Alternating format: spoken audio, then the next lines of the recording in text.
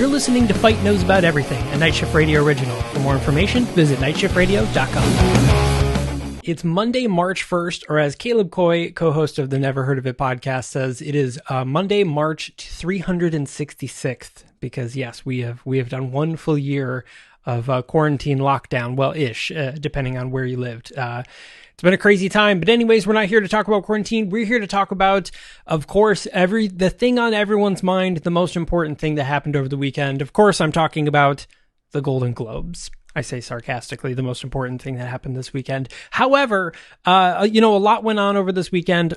Queen's Gambit really cleaning up. Anya Taylor-Joy is nothing but a joy in that. Absolutely fantastic series. Highly recommend watching it. But we're going to talk a little bit about some of the biggest winners of the Golden Globes and a little bit of the controversy surrounding it. So speaking of coronavirus, obviously the Golden Globes, much like last year, were held a little differently than normal. So this year, Tina Fey and Amy Poehler hosted, just like usual. There was a small live studio audience, but this time it consisted mainly of maxed first responders and a few other people for Amy Poehler and Tina Fey to talk to, but all of the participants, the actors and directors and writers and stuff like that, all attended virtually. There was a virtual red carpet where people showed off their best looks. A lot of people, most notably January Jones and a few other people. January Jones from has some fame in some other shows like AMC and stuff like that. She was in X-Men First Class, but she was most notably Mad Men. But they were showing off looks from years ago. The first time they attended the Golden Globes, so we saw a lot of flashbacks of people in Golden Globes. I did actually see a really great photo of Judy Garland and Marlon Brando at the Golden Globes, which was a really cool photo from years and years and years ago. I think it was like 50 years ago. Very, very neat. But anyway, so, everything was held virtually. Most people dressed up for it. There was a few people like Jason Sudeikis who did not. There was also like Bill Murray, who showed up who was there in a Hawaiian shirt. Obviously, he was probably in the middle of rounds of golf. But as expected of Bill Murray, to be honest, I would expect Bill Murray to very much dress like that and show up to the account, because that is very much on brand. So here are some of the notable wins. So the best actor in a supporting in a film is Daniel Kaluuya for Judas and Black Messiah. Judas and the Black Messiah was just a great film, and his performance in this is also fantastic. A lot of people will probably remember him from not only Get Out, but also Black Panther.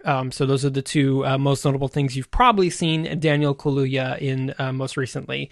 And best performance by an actor in a supporting role, or for a limited series, not a film, was John Boyega for Small Axe. I haven't seen this, but I love John Boyega. I think he's been fantastic in everything that he's done. If you've never seen Attack the Block, I highly recommend it. It will make you a John Boyega film fan almost instantly.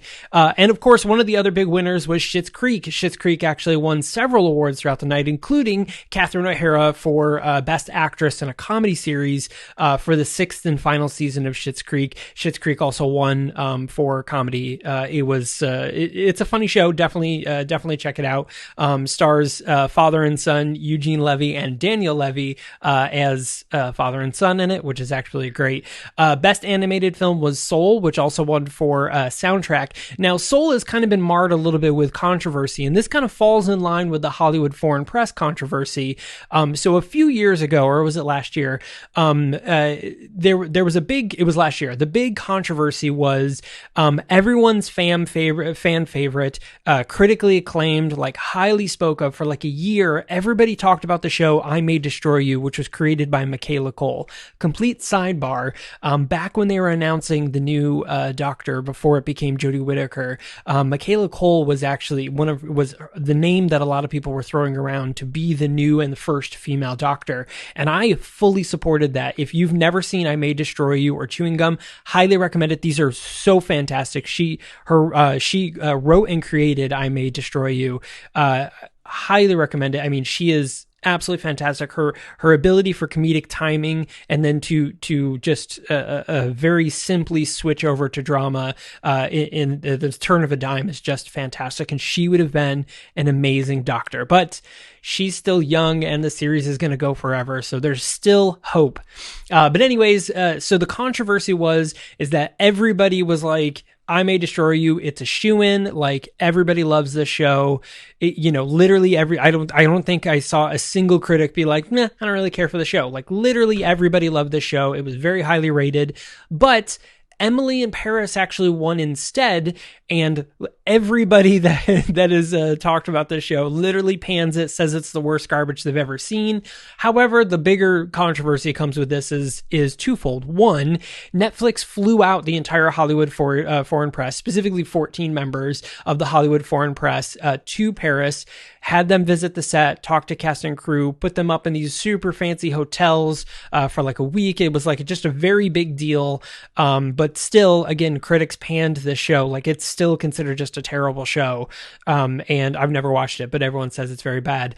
And they still won. And obviously this goes to differ, is that the Hollywood foreign press hasn't had a member of color in almost 20 years. And so, there's always been talk about this, about how, people of color, the films, like most recently there was the Steve Ewan film Minari, which was put into the foreign film category, even though it is an American film, and Steve Ewan is an Asian American. He is American born, and American.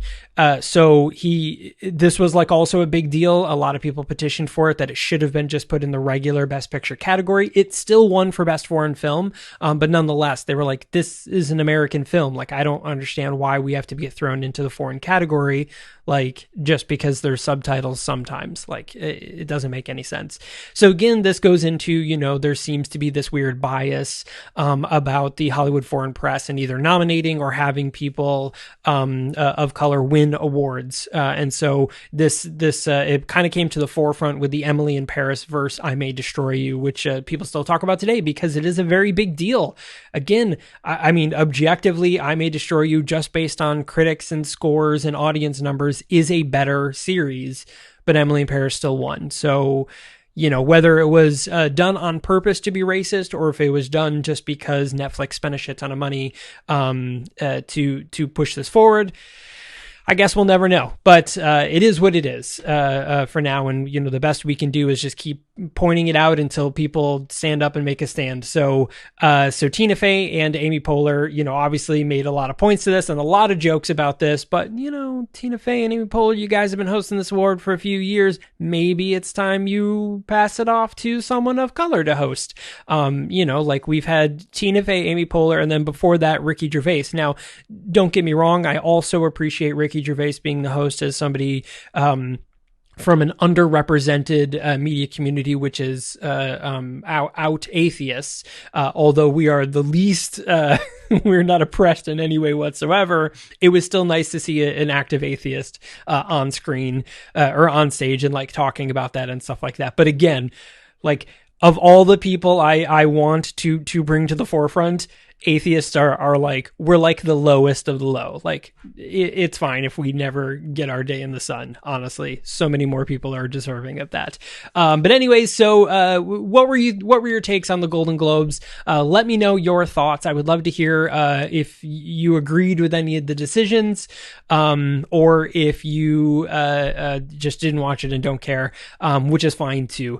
Tweet at me. I'm at the Michael Fight on Twitter and Michael Fight over on Instagram. And of course, you can visit nightshiftradio.com for more information. Thank you very much for subscribing if you haven't already, and go ahead and leave a rating and review. Super helpful for podcasts, kind of helps us grow and shows us to new listeners. Other than that, make sure to check out our latest episode of the Never Heard of It podcast. We recently did the episode on Psycho Gorman, crazy 90s-esque sci-fi film. It's a brand new film, came out this year. Pretty fantastic. Highly recommend checking it out. Of course, you can find that over at nightshiftradio.com. Thanks a lot for listening, everyone, and we will see you on Wednesday.